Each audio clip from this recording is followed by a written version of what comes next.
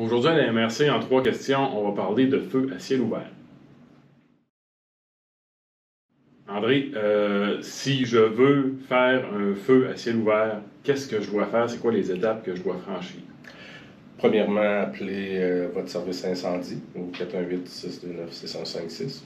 Peu importe le poste que vous allez faire, là, il y a quelqu'un qui va vous répondre et qui est apte à vous délivrer. Ça prend un permis de brûlage. Le permis de brûlage, là, c'est vraiment... c'est pas de quoi que vous allez venir chercher au bureau, des choses comme ça. C'est pour nous dire où se passe le brûlage que les gens veulent faire. Nous, ce qu'on fait, on vérifie l'indice de feu auprès de la SOC-feu, voir s'il n'y a pas des interdictions et tout ça. Puis qu'est-ce qui fait qu'un feu est à ciel ouvert par rapport à un feu qui n'est pas à ciel ouvert?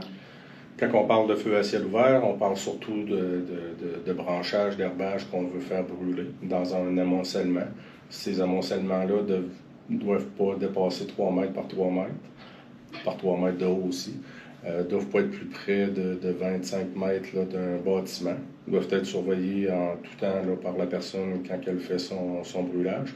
Puis quand on fait la demande de permis de brûlage auprès du service incendie, il faut le demander 24 heures à l'avance, du lundi au vendredi, sur les heures d'ouverture de bureau de 8 à 5. André, pourquoi c'est important pour quelqu'un qui veut faire un feu à ciel ouvert ou du brûlage d'obtenir un permis? Le but exclusif de ça, c'est vraiment d'éviter des sorties pour eux. Dans le passé, là, on l'a vu, quand on faisait pas ça, on avait beaucoup de sorties pour ces genres d'événements-là. Avec la demande de permis de brûlage, nous, ce qu'on fait, on remplit un formulaire qu'on envoie au correct au 911.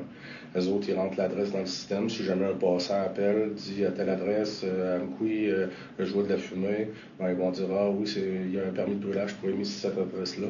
Au pire, il y a juste l'officier de garde qui va se déplacer pour les valider si vraiment c'est ça, puis si c'est conforme aussi. Sinon, les trucks ne se déplaceront pas. C'est vraiment pour éviter des sorties inutiles. Puis vous pouvez en profiter aussi pour donner des conseils de prévention aux demandeurs. Exact, en plein ça. Dernière question, André. Pourquoi puis à quel moment en saison estivale il y a des interdictions de feu à ciel ouvert? En période de printemps, je vous dirais quand la verdure n'est pas commencée, on a beaucoup de foin jaune, des choses comme ça qui vont aider à la propagation si jamais il y a un feu là, qui va se déclarer.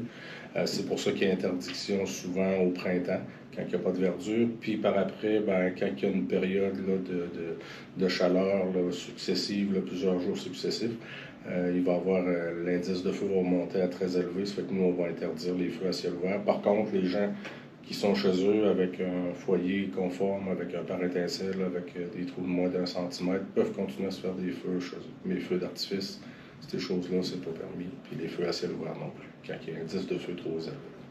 Merci beaucoup, André. Ça fait plaisir.